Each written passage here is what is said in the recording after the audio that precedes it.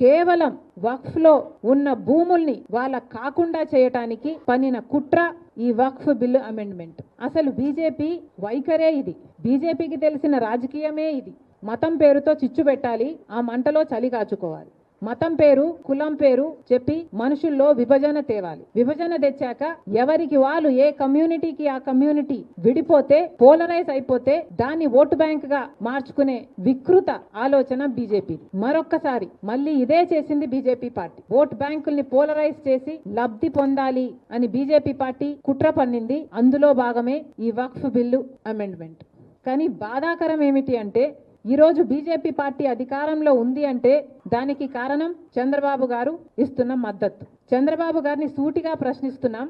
చంద్రబాబు గారు, ముస్లింలు మీకు ఓటు వేయలేదా? ప్రభుత్వం ఎలాగైనా మారాలి అన్న కసితో ప్రజలు మీకు ఓట్లేస్తే వాళ్ళల్లో ముస్లింలు లేరా? పవన్ కళ్యాణ్ గారు కూడా సమాధానం చెప్పాలి, చంద్రబాబు గారు సమాధానం చెప్పాలి. వీళ్ళందరూ ఓట్లేస్తే కదా మీకు ఇంత అధికారం వచ్చింది, మీకు ప్రజలు ఇంత బలం ఇస్తే కదా ఈ రోజు మీరు బీజేపీకి బలం ఇస్తున్నారు, కేంద్రంలో సర్కారు నిలబెట్టగలిగారు. మరి అలాంటప్పుడు మీ రాష్ట్రంలో ఉన్న ముస్లింలకైనా మీరు ఏం సమాధానం చెప్పుకుంటారు? ఎలా ముఖం చూపించుకుంటారో చంద్రబాబు గారు సమాధానం చెప్పాలి. ఇఫ్తార్ విందులు ఇస్తే సరిపోతుందా?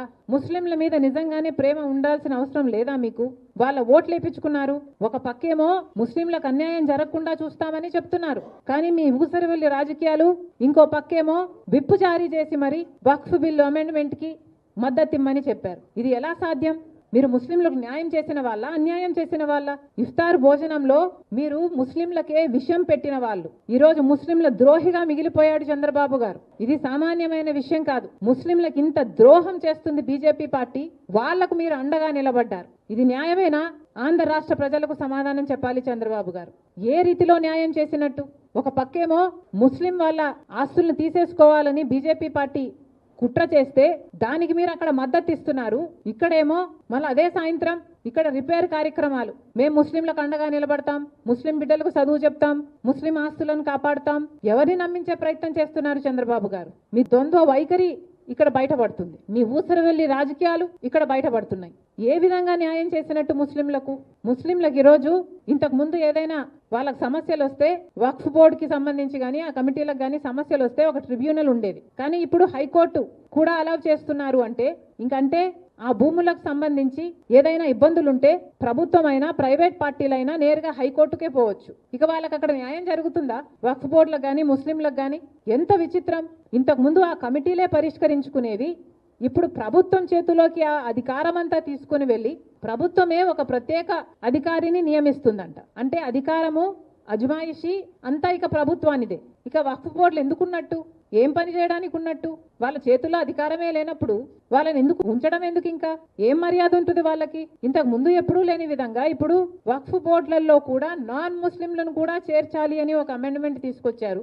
ఎందుకు చేర్చాలి అని అడుగుతున్నాం. ఏదైనా ఒక హిందూ దేవస్థానానికి సంబంధించి ఒక బోర్డు ఉంటే ఆ బోర్డులో ముస్లింలు ఉండరు కదా, క్రిస్టియన్స్ ఉండడానికి వీల్లేదని చెప్తున్నారు కదా. ఒక సిక్ బోర్డు ఉంటే దాంట్లో అందరు సిక్స్లే ఉంటారు కదా, ముస్లింలు ఉండరు కదా. మరి అలాంటప్పుడు ఈ వక్ఫ్ బోర్డుకు సంబంధించిన వాళ్ళల్లో నాన్ ముస్లింస్ ను ఉంచాలి అని ఎలా చెప్తున్నారు మీరు? ఇది ముస్లింలకు చేస్తున్న ద్రోహం కాదా? చిన్న చూపు కాదా? వారికి అన్యాయం జరగటం లేదా ఈ దేశంలో? మోడీ గారు సమాధానం చెప్పాలి, చంద్రబాబు గారు సమాధానం చెప్పాలి. ఒకటి కాదు, రెండు కాదు, ఒక్కటి కూడా ఒక్క క్లాసులో కూడా ముస్లింలకు న్యాయం జరిగే క్లాసు లేదు. కొన్ని వందల సంవత్సరాలుగా వక్ఫ్ బోర్డుకు సంబంధించిన ముస్లిం ఆస్తులు ఆ బోర్డులలో ఉన్నాయి. ఎప్పుడు వందల సంవత్సరాల నుంచి వక్ఫ్ బోర్డు నుంచి వస్తున్న ఆస్తులు ఇప్పుడు దిక్కు లేకుండా పోతుంది. 12 ఏళ్లగా వక్ఫ్ భూముల్లో ఎవరైనా ఆక్రమించుకుంటేనట ఇప్పుడు వాళ్ళయే అయిపోయే అవకాశం కూడా ఉందట. ఇది కూడా కల్పిస్తున్నారు. కేవలం ముస్లింల భూములు వాళ్ళ నుంచి లాక్కునే ప్రయత్నం ఈ వక్ఫ్ అమెండ్మెంట్ బిల్ అని. ఇది చాలా చాలా దారుణం. ఇంత దారుణమైన బిల్లుకి చంద్రబాబు గారు విప్పు జారీ చేసి మరి మద్దతు ఇవ్వడం ఇంకా దారుణం. మళ్ళీ చెప్తున్నాం, కాంగ్రెస్ పార్టీ తీవ్రంగా ఖండిస్తుంది ఈ చర్యను. ముస్లింల పక్షాన కాంగ్రెస్ పార్టీ ఎప్పుడు నిలబడే ఉంది. మీ హక్కుల కోసం, మీ రాజ్యాంగబద్ధమైన హక్కుల కోసం కాంగ్రెస్ పార్టీ నిలబడ్డమే కాదు కొట్లాడుతుంది అని మరొకసారి మనస్ఫూర్తిగా అష్యూరెన్స్ ఇస్తున్నాం.